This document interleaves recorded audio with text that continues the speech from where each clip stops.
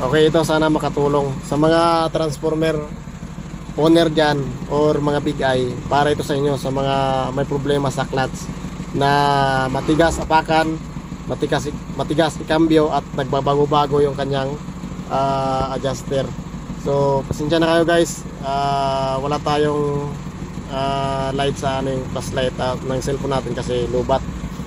So ito yung solusyon sa mga manual lahat, transformer, big eye, pick up na transformer, van na transformer na mga manual. So ito yung diskarte para lumambot yung clutch natin. Okay, kahit pa bumili kayo ng 5 clutch cable dyan, tapos local, ganun pa rin, matigas pa rin yan kahit nagpalit na kayo ng pressure plate, clutch lining, kung ano pa pinagpalitan nyo dyan, ganun pa rin. Ito yung solusyon sa inyo.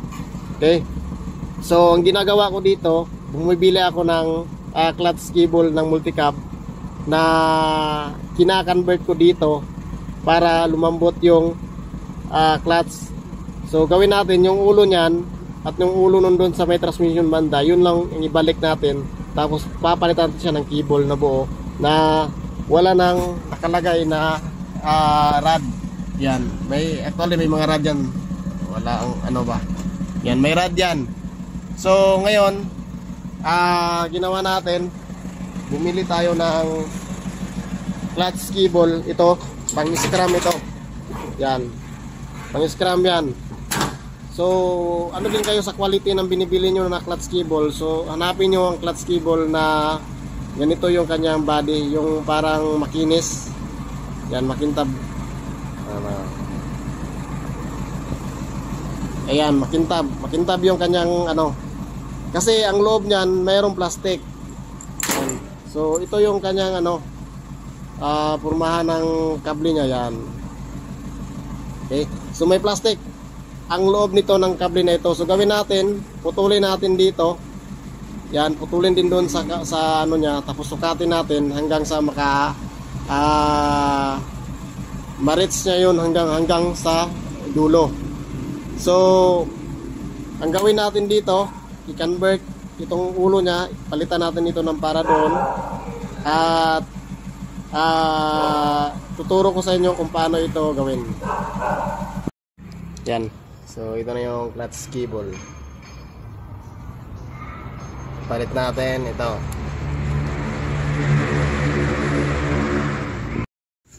Okay, so puputulin natin yung clutch cable niya.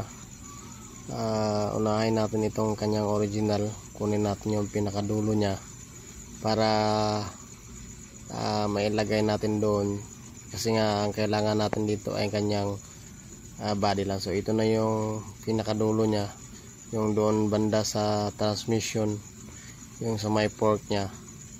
So ito ay pagkatapos nito, tatanggalin din natin itong kanyang ulo na doon banda sa main transmission. So ngayon pinuputol ko muna yung kable niya kasi para mailabas natin yung kanyang kable sa loob. So ayan, tinatanggal ko na yan yung ano, tapos puputulin natin yung kanyang ulo kasi nga yun naman ang kailangan natin. So ito yung isa, ito yung sa scram sa yung original. So kailangan natin itong tanggalin para mailipat natin doon sa kabila na kable na ating papalitan. So problema kasi talaga ng mga ano natin, lalo na sa mga manual, ay yung clutch cable na replacement ay matigas. So yan, tinatanggal na natin yung kanyang ulo at doon din sa kabila tatanggalin natin. So ginawa ko dyan, nag-grind ako, hinati ko yan yung kanyang lalagyan ng kable para mamaya madali siyang ikabit at yung sa loob niya ay matanggal natin yung naiwan na kable na doon ang galing sa kanyang dating kable na pinutol natin. So yan, panoorin nyo lang ito, baka isa din ito sa mga problema nyo para rin madiskartihan. At kasi yung mga replacement ay madaling masira. So yan lang ang gawin natin, hinati ko yan para matanggal ko yung naiwan na kable sa loob. So ayan, kung makikita nyo, natanggal ko na yung naiwan sa loob na kable, na dating kable nya. So ngayon ay tatanggalin na naman natin yung sa kabila, yung doon banda sa may pedal. So gawin natin, putulin natin din ito at same procedure lang ang ating gawin. So ayan, ganun din pagputol natin, kasi nga may naiwan pa ito sa loob na yung naiwang kable na pinutol natin. So hatiin din natin ito para rin mamaya paglagay natin sa kable na ipapalit natin ay madali siyang ipasok at saka wala na yung naiwan na kable nya. So ginagrind ko yan, grinder lang gamit ko, yung cutting disc para manipis lang at hindi gaano kalaki yung kanyang kain sa paghati natin. So ginawa ko dyan, nilukit ko yan para matanggal yung nasa loob nya ng mga naiwan na kable. Yan. So wala nang naman yan.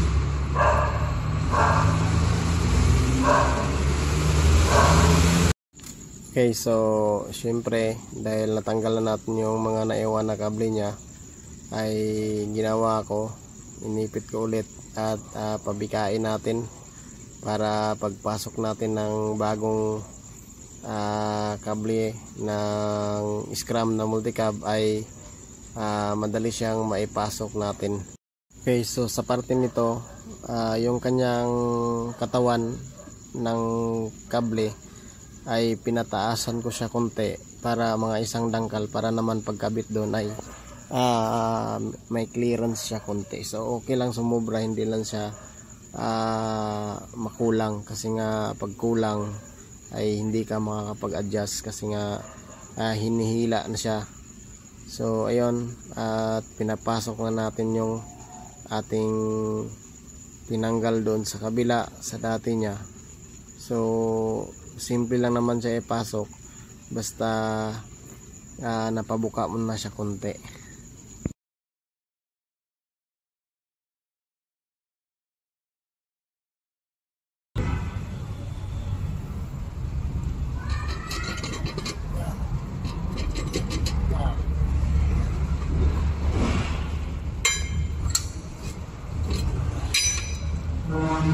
Pasok na.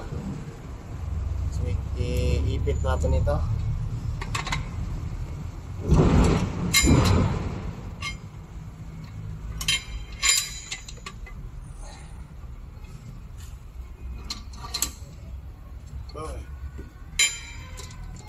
Okay.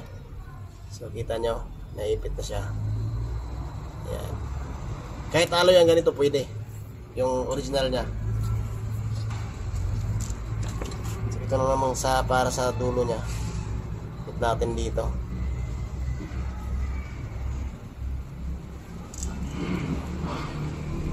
Buka na sa konti. Pasok na.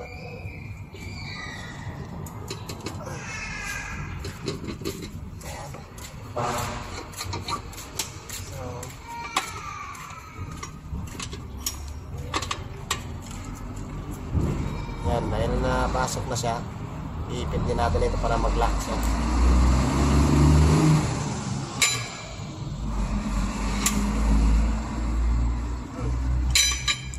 Okay, so yun, nakalock na siya. So ngayon, ang kable niya naman ang ating sukat. So imamanual natin sukat doon sa ano niya para hanggang doon sa itaas makapag hila siya. Okay.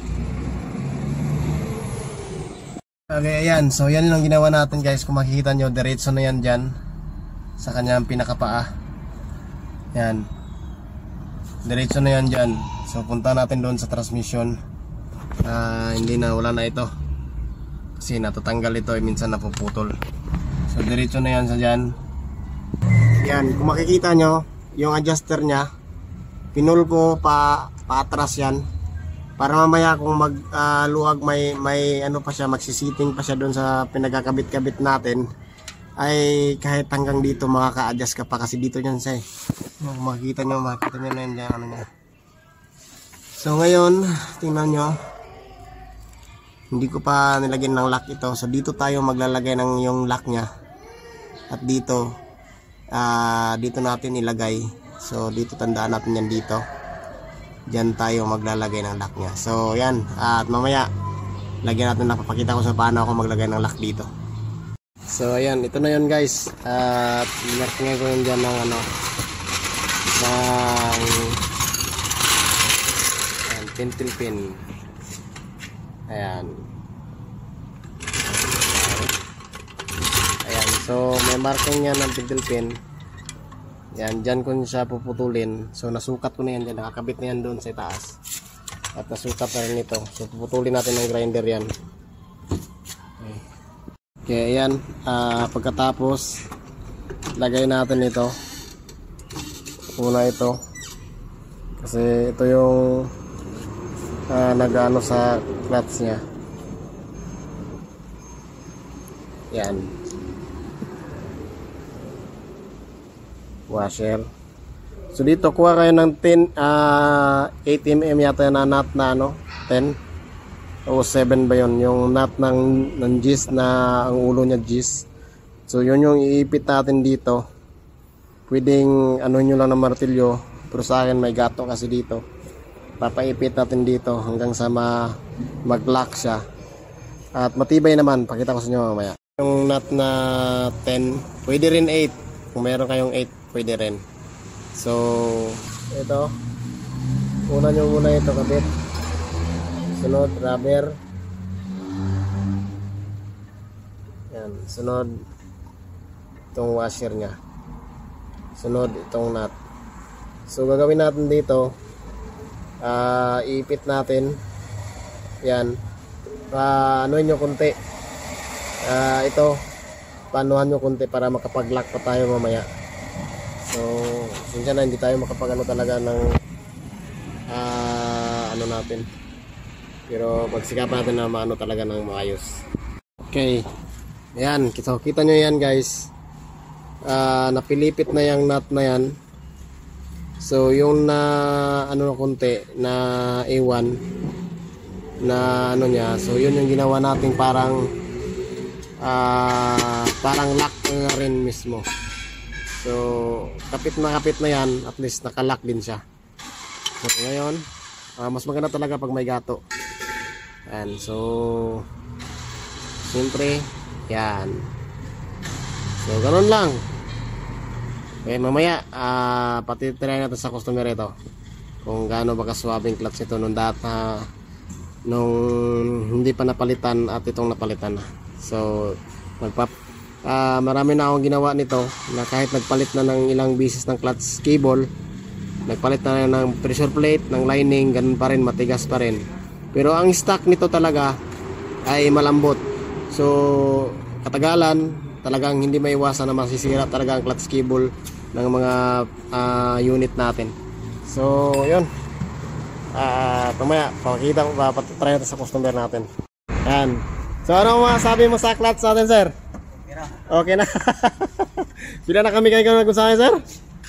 Tulo na. Kaupat. Yan. So ito yung problema sa mga clutch talaga. So yan yung ginawa natin. Diretso na yan pataas, wala nang dugtong pa, hindi na kailangan ito.